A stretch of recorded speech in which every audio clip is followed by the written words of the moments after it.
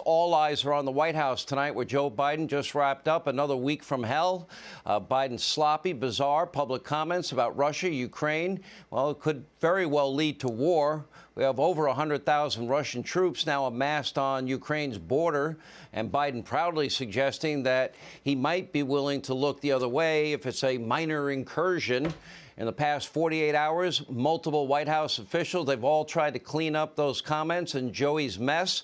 It's so bad that apparently Joe is no longer allowed to even answer questions about the looming conflict in Ukraine that he seemed to greenlight. Take a look.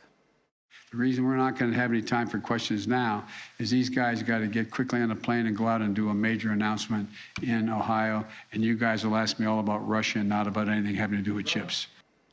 Oh, okay. Let's forget about the looming global conflict in Europe that you greenlighted, and Biden will only entertain important questions on chips.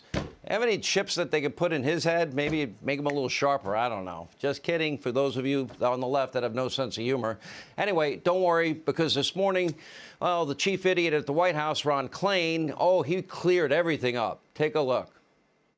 I think it's fair to say the White House has pretty aggressively walked back or clarified, or whatever you want to call it, the president's comments about Ukraine and Russia, and whether the president was signaling that a minor incursion might be viewed through a different lens. Whether the president meant to say that at the time, or maybe he was being inarticulate, can you afford any gaffes given the stakes right now in all this?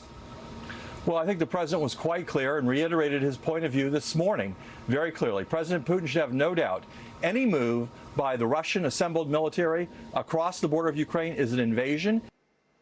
Okay, he wasn't clear. He talked about a minor incursion. Stop lying to us. Stop the spin. Stop the propaganda. You know what? The American people are intelligent. And as per usual, Biden creates a crisis, and then the White House pretends that it is no crisis, and round we go. And we see this at the southern border. We see it in Afghanistan. Yeah, Americans are still abandoned, trapped behind enemy lines. And we see this with inflation, the supply chain crisis. We see it with COVID-19.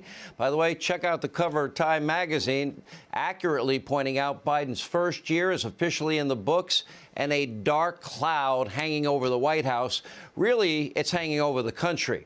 Remember the guy that promised to shut down COVID-19, rebuild our economy, restore diplomacy and respect around the globe? Well, now COVID-19 is raging worse than ever. Inflation at a 40-year high, and war in Europe, thanks to him and his green light, is now pretty imminent.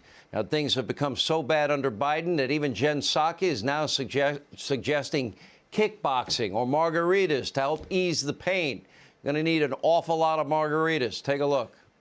But we've got to stay at it. So my advice to everyone out there who's frustrated, sad, angry, pissed off, feel those emotions, go to a kickboxing class, have a margarita, do whatever you need to do this weekend, and then wake up on Monday morning. We got to keep fighting.